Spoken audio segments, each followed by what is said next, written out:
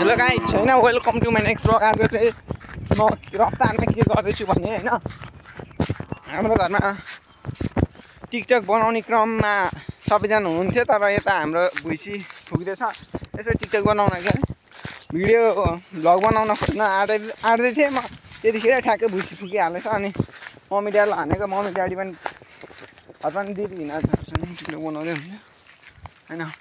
आए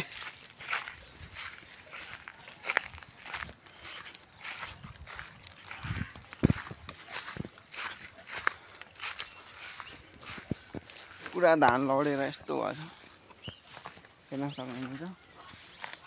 भुइँसी टाइमको टाइम फुकिदिन्छ। हाम्रो घरमा चाहिँ जेठी दिदी जेठो भिनाज्यू, कान्छी दिदी कान्छो भिनाज्यू, अनि त्यहाँपछि साइनी दिदीहरू हुनुहुन्छ, बनाउँदै हुनुहुन्छ। उहाँ हेर्न सक्नुहुन्छ, यो हाम्रो बाख्राकोट।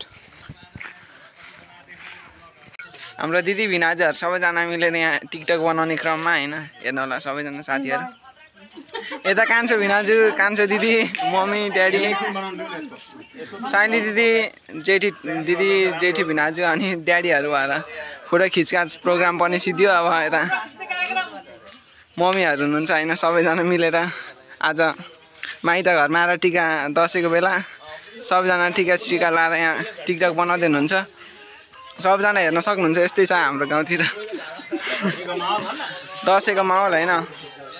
यहाँ दिदी बुनुहरू आजको लागि यति फोटो खिचकाच प्रोग्राम गर्ने क्रममा होइन आजको भ्लग टुङ्गिँदैछ। सबैजनाले सक्दो लाइक एन्ड सब्सक्राइब गर्न नबिर्सिनु हुन्छ भन्ने म आशा राख्छु।